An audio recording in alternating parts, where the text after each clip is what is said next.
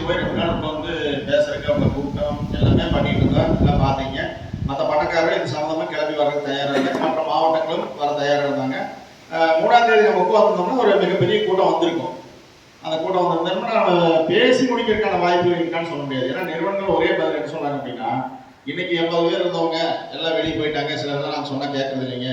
வேற நான்காப் கம்பெனி இருக்கு, அவங்களும் நாங்கள் சொன்னால் கேட்கறது இல்லை. அதனால வந்து விலையை நிறுத்த முடியறது இல்லை அப்படிங்கிறாங்க. முதல்ல என்ன பண்ணுவாங்கன்னா, முட்டையை கொஞ்சம் அடிச்சு கேச்சல் கொஞ்சம் எடுத்து அடிச்சு ஒரு வாரம் 10 நாள் கொஞ்சம் ப்ரொடக்ஷன் கம்மி பண்ணி விலையை நிறுத்திட்டு இருந்தாங்க. இப்போ இந்த வருஷம் வந்து சம்மர் பேச்சா விலை இல்லாமல் தான் போயிடுச்சுங்க. அதனால விலையை நிறுத்த முடியறதில்லை அப்படின்னு ஒரு வாதம் வைக்கிறாங்க.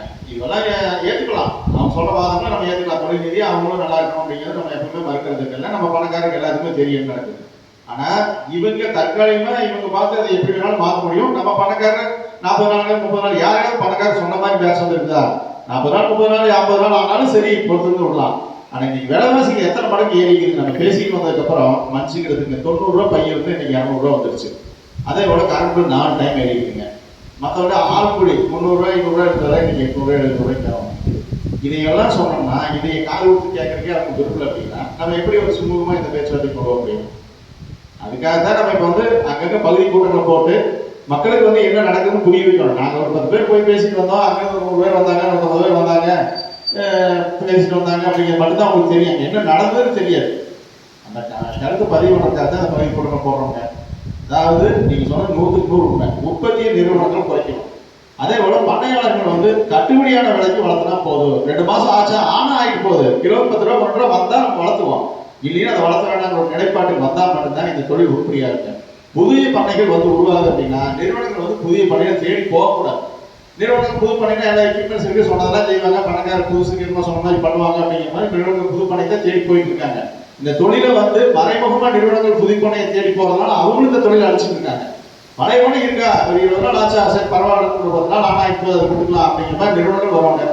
நம்மளும் வந்து நிறுவனங்கள் விடும்போது ஒரு 20 நாள் லேட் ஆச்சுன்னா 30 ரூபாய்ன்னு அறிக்காம இருக்கணும். அப்போ நிறுவனங்கள் உற்பத்தி குறைக்கணுங்க. இதெல்லாம் சாத்தியமான விஷயம் தான். எப்போ சாத்தியம்னா எல்லாம் கூடி பேசணும். சரிங்க நீங்க ரேட்டு சேர்த்து கேட்குறீங்க, ஒரு 10 நாள் கேட்பாங்க, நாங்களும் ஒரு ப்ரொடக்ஷன் குறைக்கணும், எங்களுக்கு நல்லபெல்லாம் பண்றோங்க, உங்களுக்கு ஒரு கட்டுப்படியான ரேட்டு தரோங்க அப்படின்னு எப்போ கூடி பேசுறாங்களோ அப்பதான் அதை சாத்தியப்படுத்த முடியும். நேற்று பாருங்க ஒரு கம்பெனியை வந்து தீவன மூட்டைகள் எடையை குறைவா இருந்தது அப்படின்னு சொல்லிட்டு ஸ்கேல் வச்சு கொண்டு காட்டினாங்க. சரிதாங்க. ஆனா அது எந்த பணக்காரரும் நம்மளால புரிஞ்சுக்க முடியல. ஸ்கேல வைக்கும் போது அவர் என்னன்னா வீடியோ பண்ணிருக்கோம். அவர் வந்து எடையை மட்டும் நமக்கு காட்டினாரு 2 கம்மியா இருக்குது. தவறுங்க. அந்த நிறுவனங்கள் வந்து அதை திருத்திக்கணும். அதே போல அந்த பண்ணையாளர்கள் வந்து சூப்பர்வைசர் கூப்பிட்டு சம்மந்தப்பட்ட கம்பெனியோட சூப்பர்வைசர் கூப்பிட்டு ஸ்கேல் ஆன் பண்ணி முன்னாள் வச்சு அந்த மூட்டை எடை போட்டு பார்த்துக்க வீடியோ பார்த்துக்க அப்படின்னு சொல்லி போட்டு அந்த தவறு வந்து சுட்டிக்காட்டினா தான் நிறுவனங்களும் திருத்திக்கும். அதுவும் தவறு தான். நம்ம ஒவ்வொரு கிராமம் வந்து பொன்னலை தொடச்சுடு தீவனத்தை போட்டு பொன்னலை தொடச்சுடு அப்படின்னு நிறுவனம் செய்யுது.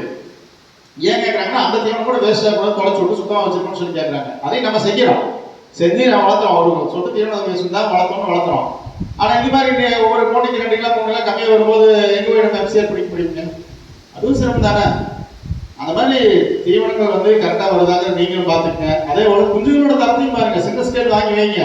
குஞ்சு எத்தனை கிராம் வெயிட் வருதுன்னு பாருங்க. இப்ப குஞ்சு தீவனத்துல தான் நமக்கு மிகப்பெரிய இதே போராட்டமே இருக்குங்க. அந்த ரிசல்ட் எடுக்கிற பெரிய போராட்டம் என்ன அப்படின்னா இன்னைக்கு 23 வாரத்துல ஒரு தாய்க்கோழி முட்டைக்கு வந்தது அப்படின்னா அதோட குஞ்சுகள் வந்து வெயிட் கம்மியா இருக்கும். அதே தாய்க்கோழி வந்து இன்னும் எத்தனை வாரத்துக்கு வச்சுக்கலாம்னு நிறுவனம் 90 வாரம் 95 வாரம் 100 வாரத்தை நடிக்க வச்சுக்கிறாங்க. அப்ப நீங்க அதுல என்ன பர்ஃபார்மன்ஸ் பார்க்க முடியும்? நம்ம கிட்ட ரிசல்ட் மட்டும் கேட்கறாங்க. மொத்தமா என்ன அவங்க கொடுக்குற குஞ்சுக்கு தீவனத்துக்கு ரிசல்ட் வேணும். அவங்க எந்த சோர்ஸ் குஞ்சு கொடுக்குறாங்க, எத்தனை வாரத்தை குஞ்சு கொடுக்குறாங்க, தீவனம் மக்காச்சோளம் சோயாவில் எந்த பர்ச்சேஸ் இருக்கு, எங்க இருந்து வருது, தமிழ்நாட்டு உள்நாட்டு வளர்ந்து வருதா இல்ல வெளிநாட்டுல ஏற்பாடு பண்றாங்கன்னா மற்ற மாநிலங்களிலிருந்து வர சோளம் இதெல்லாம் நம்மளுக்கு தெரியுங்களா? அவங்களோட பொருள் எதுவுமே நம்மளுக்கு என்ன எதுவும் தெரியாது. நம்ம பார்க்கறதுக்கு வாய்ப்பே இல்லை. ஆனா நம்ம கிட்ட கேட்கறது ஒண்ணு ரிசல்ட் கேட்டா பக்கத்து பணக்காரன் வந்துச்சு அந்த பிராண்ட் வந்து அங்க வந்து இங்க வந்து அது சூப்பர்வைசர் சம்பளம் கொடுக்குறாங்க. சூப்பர்வைசர் கேட்க தான் செய்வாங்க. கம்பெனியே சூப்பர்வைசர் நம்ம சொல்லதான் செய்வாங்க. அதுக்கோசம் நீங்க பஸ்க்கு போய் 20 மூட்டை 10 மூட்டை வாங்கிட்டு போட்டீங்கன்னா யாருக்கு மண்ணாட்டி போட்டுக்கிறா? நம்ம தான் பண்ணி போட்டுக்கிறோம். நம்ம கிட்ட பணம் வாசம் இருக்குது, இல்லை வசதியாக இருக்கு. அடுத்த பேர் 10 நாள் முன்னாள் அதுதான் இப்போ பிரச்சனையே. ஒரு பண்ணை வந்து தீவனம் வாங்கி போட்டு வளர்த்தி 10 நாள் முன்னால் அடுத்த மணிக்கு முன்னால போகுது அப்படின்னா மற்ற வணக்காரர்கள் அதே வேலைக்கு வந்துட்டாங்கன்னா இந்த தொழிலை யாரும் பண்ண முடியாது. நிறுவனங்களுக்கு அவங்களோட பொருளோட தரம் என்னன்னு தெரிய போயிடும். குஞ்சோட தரமோ தீவனத்தோட தரமோ தெரியாது. இந்த வணக்காரர் வாங்கி போட்டு வளர்த்து கொடுத்துருப்பாங்க. அப்ப அந்த சோர்ஸ் ஆக்சுவலாவே ரிசல்ட் இல்லாத குஞ்சா இருக்கலாம், ரிசல்ட் இல்லாத தீவனமா இருக்கலாம். நல்லா தானே வருது நல்லா தானே வருது, நம்மளோட தான் சந்திப்பாங்க. அவங்களால வந்து இப்படி விடுறதே வரல அப்படின்னு. அப்ப நம்ம என்ன பண்ண போறோம்னா இந்த மாதிரி எல்லாம் ஒரு அமைப்பை ஃபார்ம் பண்ண ஒரு டோக்கன் சிஸ்டத்தை பண்ண போறோம். ஒருத்தருக்கு இறங்கின வரவே அடுத்தது லிஸ்ட் படி இறங்கினா மாத்திரம் தான் நம்ம இந்த மாதிரி விஷயங்களை கண்ட்ரோல் பண்ண முடியும். இல்லைன்னா காசு இருக்கிற தீவனம் வாங்கி போட்டு வளர்த்து நல்ல ரிசல்ட் மருந்து வாங்கி ஊற்றி இன்னைக்கு மருந்து ரிசல்ட் நடக்க வைக்குது, மருந்து வாங்கி ஊற்றி எதாவது கொடுத்து ரிசல்ட் கொடுத்துருவாங்க. எல்லாரும் அப்படி கொடுத்தோம்னா என்ன கட்டுப்படி ஆகும் யோசனை பண்ணி பாருங்க. இப்பவே கட்டுப்படியாக குடித்து நம்ம கோழி வளர்த்துக்கிட்டவங்க இத்தனை அகப்பாரம் பண்ணிட்டு இருக்கோம். இன்னும் அதே மாதிரி வாங்கி போட்டு வளர்த்துறது அப்படிங்கிறது வந்து அது மருந்துகள் வந்து இன்னைக்கு சின்ன விலைக்கா விற்கிதுங்க. எந்த மருந்து வாங்கி ஊற்றினா 4000 3000 செலவாயிரும். ஒரு 8000 கோழி 10000 கோழி வாங்கி ஊற்றுறீங்கன்னா நிறுவனங்கள் சொல்ற மாதிரி வாங்கி ஊற்றுறீங்கன்னா 30-40 ரூபாய் ஒரு மேனேஜர் சொல்ற மாதிரி வாங்கிடலாம். இதுல மருந்து விற்கிறதுலேயே பெரிய மோசடி நடந்துட்டு இருக்குது. அது வந்து சில நேரத்தில் சொல்ல வேண்டி வரும்னு அவன் சொல்றான். நம்ம தான் நம்ம தொழிலை பாதுகாக்கிறதுக்கு எல்லா வழிமுறைகளையும் நம்ம முன்னெடுக்கணும்.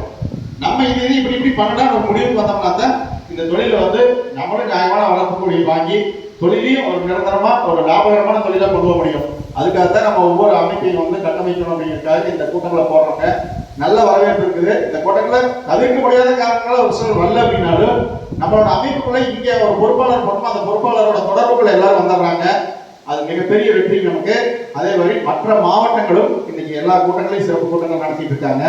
கொஞ்சம் காலதாமதப்படும், ஆனாலும் நிறைவான ஒரு வெற்றியான வாய்ப்போட நம்ம இந்த தொழில் சங்கத்தை திறம்பட நடத்துவோம் என்று இந்த நேரத்தில் சொல்லிக் கொள்கிறேன். நன்றி.